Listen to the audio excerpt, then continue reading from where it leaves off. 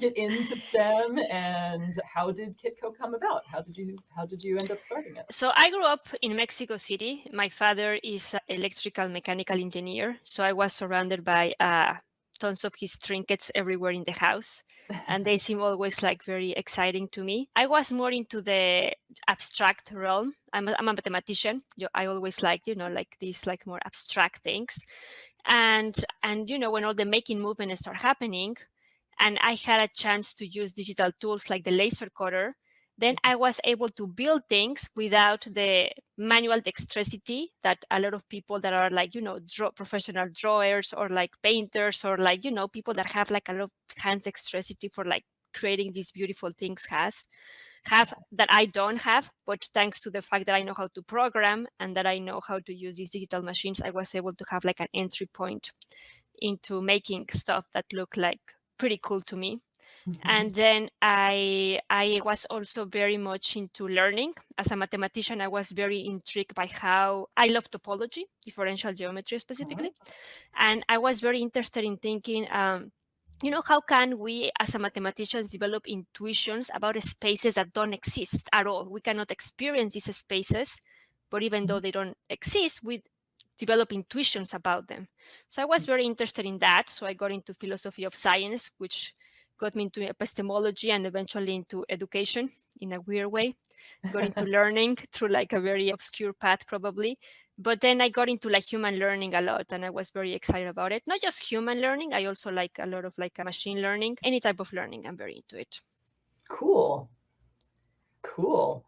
So your official schooling is in math then. Well, And you I did math, but then I was a software engineer. I ended up Okay. doing network security for several years. That's how I migrated to the US as a software engineer in a startup.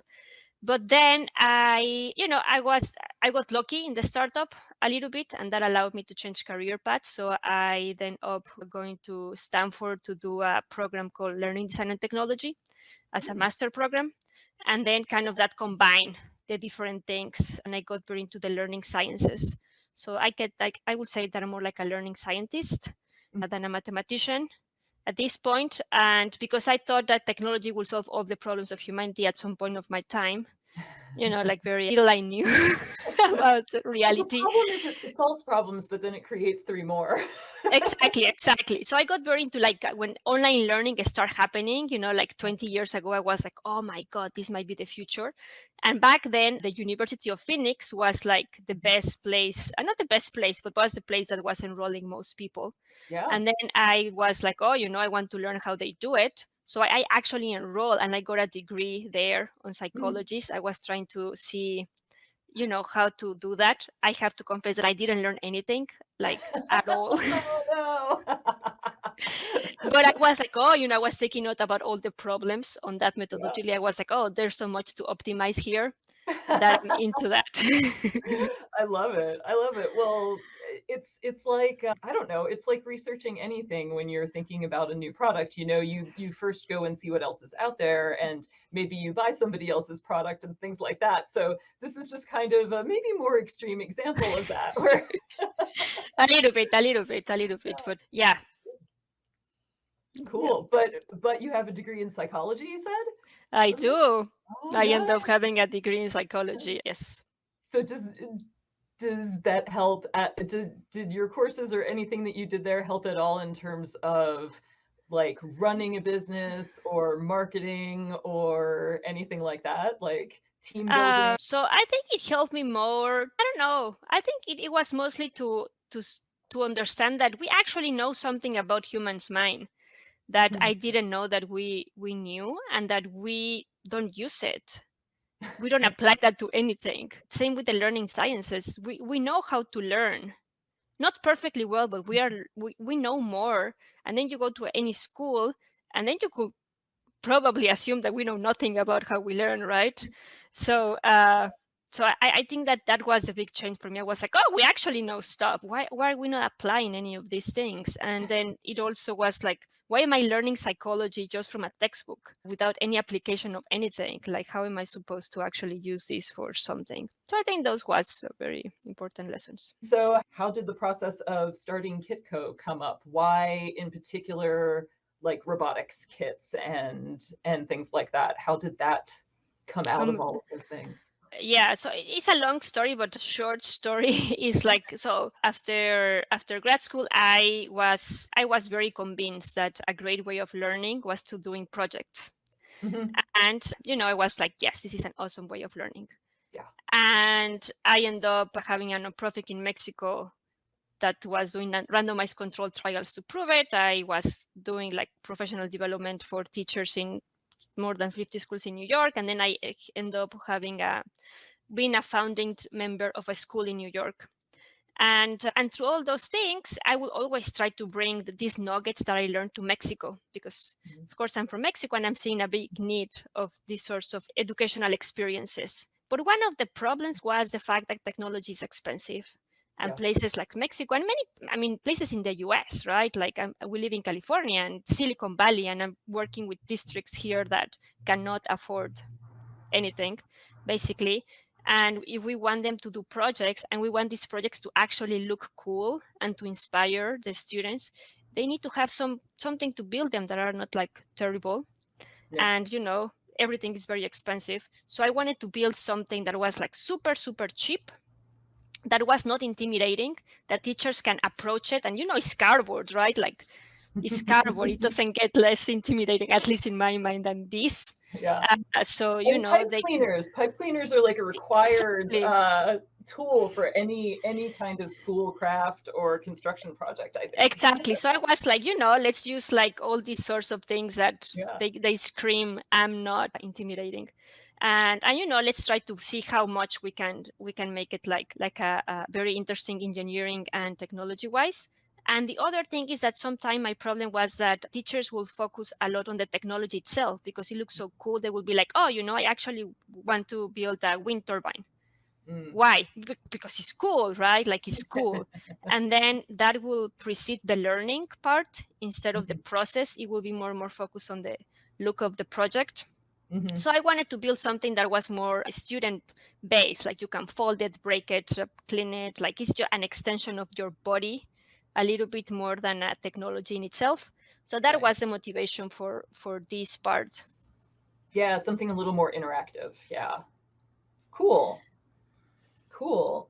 So you started Kitco with just yourself and like a laser, yeah? Right.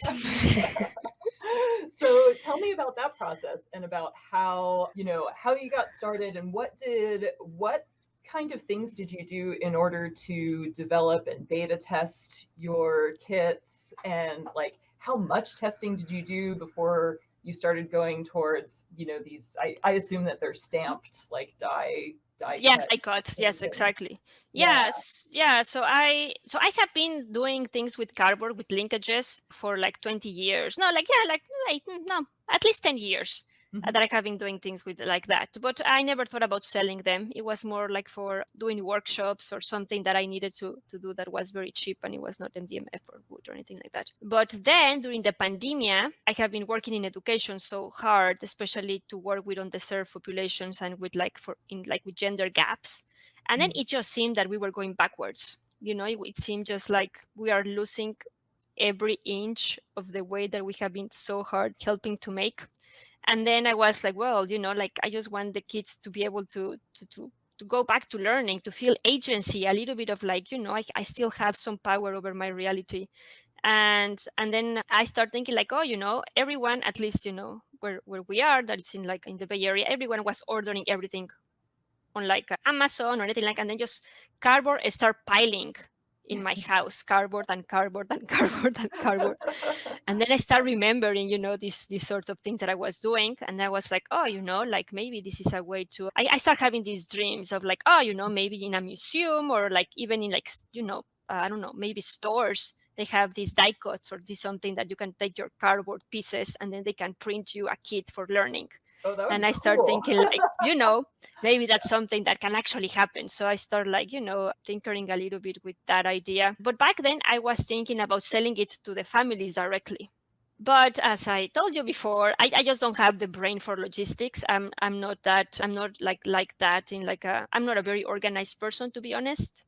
And then very soon it started becoming a mess of like deliveries, and then the pandemic on top of that, and we were late, and it was just like extremely messy when we started that. That was like exactly in the, I started, I guess, like in like May on the year of the pandemic in 2020. I was like, Yeah. and it was like a fiasco. Like, and then like, but I was like, oh, I'm just gonna show to my friends in schools Mhm. in case they want it. And they were like, oh yeah, this is like exactly what we need right now. We sell it, can we send it to the kids themselves, and they can actually do these projects in their house. Yeah. And I was like, oh yeah, we can try to pull that off. So I start like working more that angle that I'm more comfortable with. And then I realized that the size of my kit was too big. I Mm. have tons of complaints, especially because I didn't want it to have step-by-step instructions at the beginning, Mhm. because sometimes that's a comfort zone of some teachers, just to like have everyone to do the same project. Yeah. And I mean, that's great for scaffolding Mhm. practice and ability, but after that, I want them to be able to create their own thing. And that part, that jump, it gets very hard. And I Yeah. was like, I'm because my thing is like so simple, and I feel that I try to design it very intuitively, so no one needs too many instructions to build anything. I was like, well, you actually don't need any step-by-step instructions to start with. But no, people didn't like that idea. So I ended up creating like tutorials, and now I have like a platform. But it started all because I didn't want it to have step-by-step instruction. And now I'm actually going to have step-by-step instructions. So I didn't win that battle. Yeah, well, from like the little bit of talking to teachers that I've done, it seems like they're looking for anything that can make their life easier, where they can just kind of take something and like very easily get up to speed on it and introduce it to a classroom and not have to do a ton of development on their own. Because it seems like, I don't know, it seems like teachers here at least already have like a lot of paperwork, and so they struggle, like I struggle to get product development time, and they struggle to get like curriculum development time, it seems. Yeah, no, I think that's exactly true. Yeah. Yeah.